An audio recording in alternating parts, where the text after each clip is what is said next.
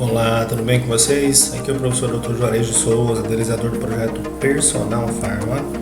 E a gente está para mais um vídeo aqui falando um pouquinho hoje sobre fármacos que podem causar diarreia. Então esse é um dos itens que a gente vai abordar. É um vídeo relativamente curto que a gente vai explicar um pouco sobre esses fármacos que podem ser responsáveis por causar diarreia no indivíduo.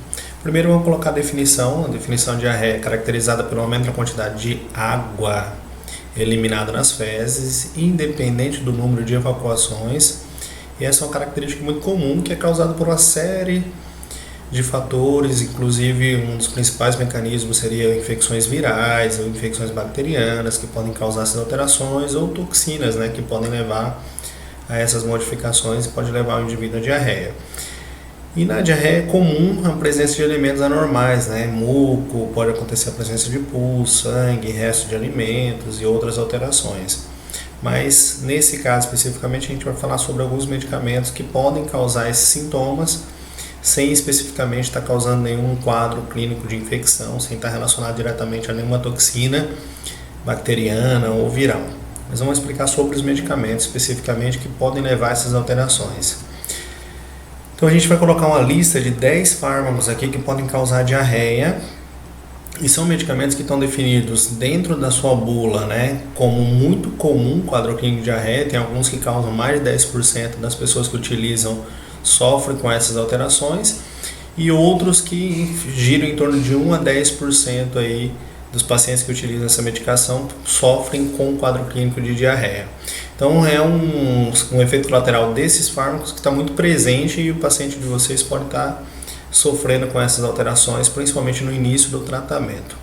E alguns possivelmente você não imaginava que causaria esses sintomas, causaria essas alterações. Então 10 fármacos que podem causar diarreia. O primeiro deles é um alfa-bloqueador, a prazosina, que é muito utilizado aí para duas funções principais, uma função vasodilatadora, tem uma indicação terapêutica como antihipertensivo, e também é empregada terapeuticamente aí com uma outra função, que seria para hiperplasia prostática benigna. Então esse fármaco é um fármaco bastante utilizado, bastante comum, que é a prazosina, que é um alfa-bloqueador. E o uso desse fármaco, o uso de alfa-bloqueadores, podem fazer com que você tenha modificação no processo da motilidade gastrointestinal e pode realmente aumentar a eliminação de água e a presença de água nessas fezes, causando sintomas como diarreia. Além de redução da pressão arterial, de risco de hipotensão, um dos efeitos adversos é o quadro clínico de diarreia causado por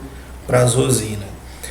Uma outra medicação não tão comum da família das artanas, da família dos BRAs, dos bloqueadores de receptores de angiotensina, é a telmisartana, e ela tem a característica também de desencadear esses sintomas. Não está muito bem definido claramente qual é o mecanismo desse processo, mas um dos efeitos colaterais que ela pode causar, isso varia em torno de 1 a 10% dos pacientes, podem sofrer com essas alterações, que é os sintomas de diarreia, sintomas de desconforto gastrointestinais. Então, um bloqueador de receptor de angiotensina, apesar dele não ser tão utilizado, tem outros da família das artanas que são mais comuns do que ele, mas é um fármaco que pode estar causando essa alteração.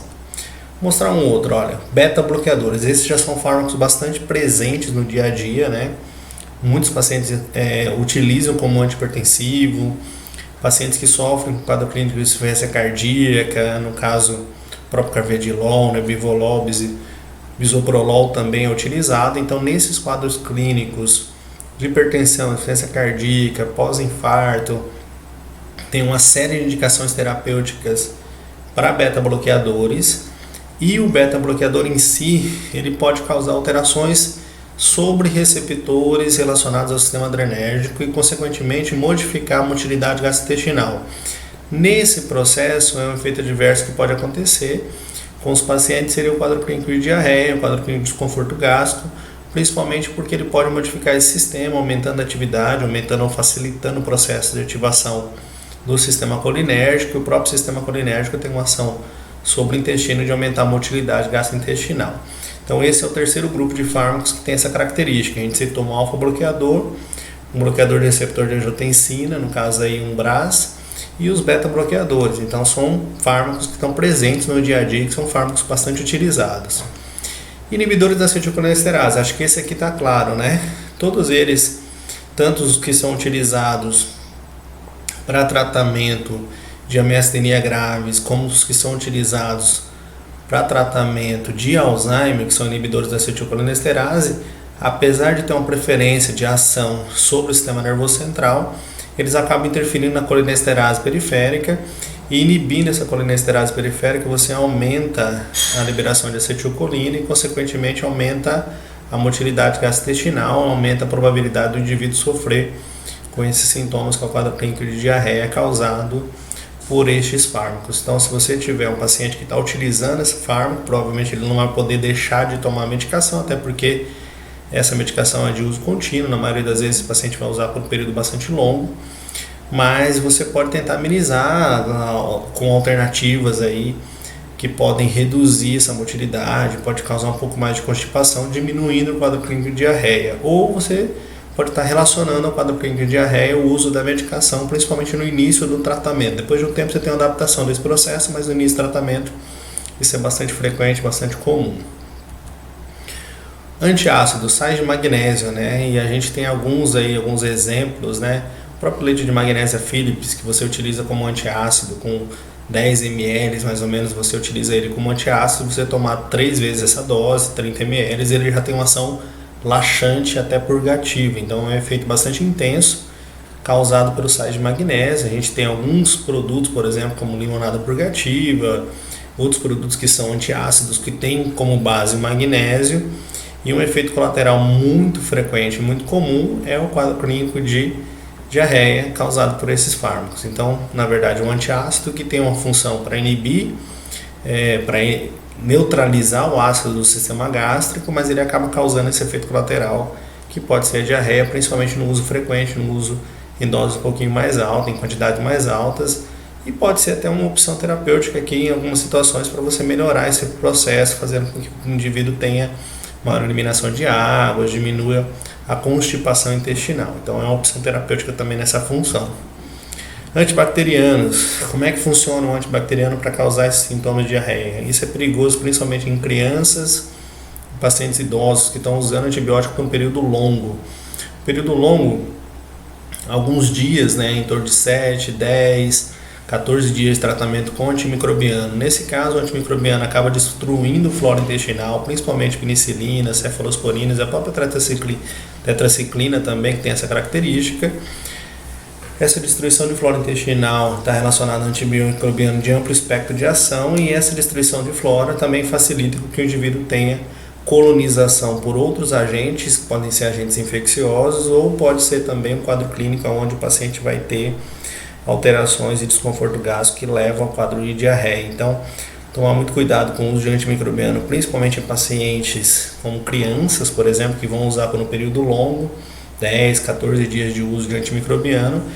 Normalmente isso desencadeia um quadro de diarreia, e nesse caso o quadro clínico pode também gerar uma facilitação para o desenvolvimento de outras infecções. Por exemplo, a criança pode desenvolver infecção por agentes fúngicos, por cândida, devido a esse quadro de diarreia, destruição de flora, e consequentemente sobra espaço para a cândida crescer. Então tem que tomar cuidado aí, que pode aparecer nas fezes a presença de estrias esbranquiçadas com características da presença de cândida. Então, diarreia também causada por antimicrobianos, tá? Antidiabético, aqui tem dois caras. Metformina, clássico, muito comum. O indivíduo começa a tomar metformina, independente da dose. No início ele tem um desconforto gástrico bastante intenso, com a presença de gases, com a presença de alterações gastrointestinais que podem causar um incômodo muito grande, inclusive com mais de 10% dos pacientes sofrem com essas alterações, o que pode fazer com que o paciente desista de tomar a medicação, desista de utilizar o fármaco e não faça o tratamento correto para o diabetes. E um outro fármaco que é mais antigo, que hoje não é tão utilizado, que é a carbose. A carbose é um inibidor de uma enzima intestinal, né, da alfa-glicosidase, e essa enzima especificamente tem uma função de quebrar carboidrato complexo.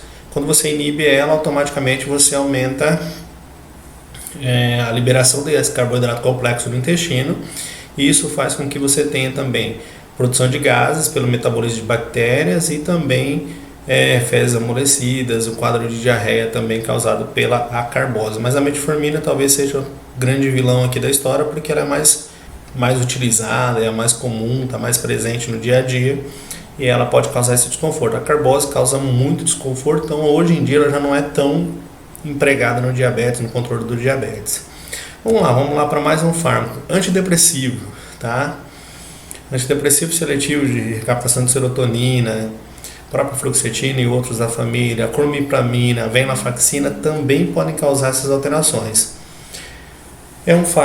São fármacos que agem sobre o sistema nervoso central, mas que acabam interferindo sobre o funcionamento do sistema nervoso autônomo, simpático e parasimpático, e isso pode causar desconforto e pode levar o indivíduo ao quadro clínico de diarreia. Então não é tão presente, não é tão comum, mas é um desconforto que pode estar presente na utilização de antidepressivos, principalmente esse que eu citei para vocês.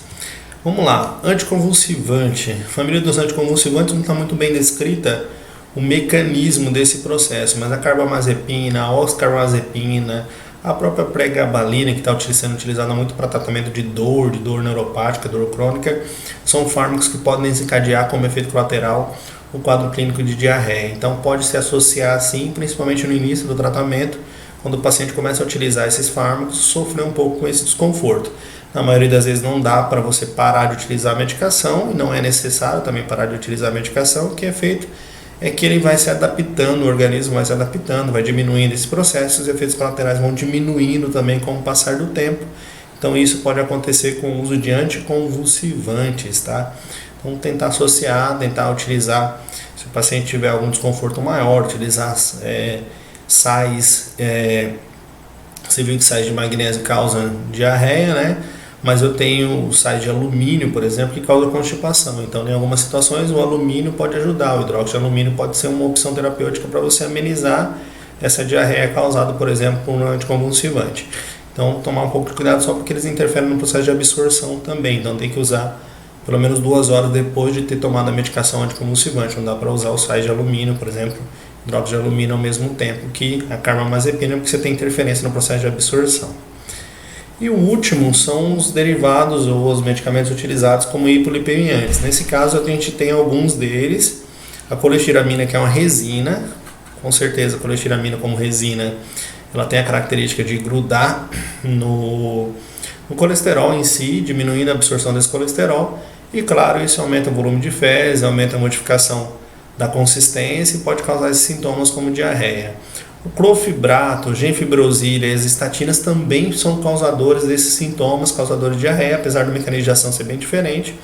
Isso aqui são fibratos, então fibratos agem em outro sistema, lá no sistema hepático, inibindo o processo de formação de triglicerídeos, de ácido graxo, e as estatinas agem no sistema da HMG com a redutase, inibindo a síntese de colesterol, mas eles também podem causar esse desconforto e podem causar esses sintomas de diarreia. Então, o que é importante a gente lembrar aqui? Que o paciente que estiver utilizando esses fármacos, que estiver utilizando em algum momento algum desses medicamentos, você precisa estar acompanhando para ver se ele não vai ter esse desconforto, se não vai ter essas alterações. Se tiver, existe um mecanismo para você amenizar, como eu falei, hidróxido de alumínio, pode ser uma opção. A utilização, por exemplo, no caso da metformina após o almoço, diminui muito o desconforto gástrico. A carbose um pouco menos, mas a metformina diminui bastante. No caso das penicilinas, tomar muito cuidado com criança, né? Cefalosporinas também, principalmente com criança, porque pode ter uma infecção recorrente devido à destruição de flora intestinal. Então essas alterações elas estão presentes no uso desses fármacos, a gente precisa tomar bastante cuidado na utilização e fazer o acompanhamento. Qual é o perigo maior? O perigo maior em pacientes idosos, principalmente porque pode correr o risco de desidratação, se o paciente começar a ter essa diarreia com mais frequência, com mais intensidade, e também em crianças, né? Como é o caso do uso de antibiótico, né? O uso de antibiótico pode causar esse desconforto e pode levar o paciente também a ter outros quadros de infecção por fungo, por exemplo, que vai ser a chance dele para crescer ali no intestino, que já não tem a flora bem feita, a flora completa. Então, nesse caso, crianças e idosos são um risco maior, porque pode causar, a diarreia pode levar à desidratação, a outras alterações sistêmicas que podem levar também a complicações graves, né? Por exemplo, o indivíduo que sofre com desidratação, ele pode perder íons potássio e outros eletrólitos e consequentemente ter quadro clínico de arritmia, cãibra e outras alterações musculares e pode afetar até o músculo cardíaco. Então, tomar um pouco de cuidado, principalmente pacientes idosos e crianças que são mais susceptíveis a essas complicações. Lembrar sempre de hidratar bem o paciente, se necessário fazer a utilização do soro, se for um quadro muito severo, conversar e verificar a possibilidade de retirada do fármaco, se for possível, mas medidas simples, como eu coloquei, a metformina, o uso após o almoço, o uso do repositor de flora no caso do uso frequente, contínuo ou em um uso prolongado de antimicrobiano, o uso de sais de alumínio pode amenizar, por exemplo, quadros de diarreia no caso do uso da carbamazepina e outros fármacos. Então isso tudo pode ser medidas que podem auxiliar a reduzir esses sintomas. E é isso, o vídeo de hoje a gente falou um pouco sobre 10 fármacos que podem causar diarreia no indivíduo e como a gente pode diminuir esses sintomas. Se você não é inscrito no canal, se inscreva nele lá, deixe o seu like também, compartilhe esse conhecimento com outras pessoas, podem ajudar outras pessoas a melhorar o seu tratamento farmacológico e siga a gente nas redes sociais. Até o próximo vídeo, então. Valeu, até mais.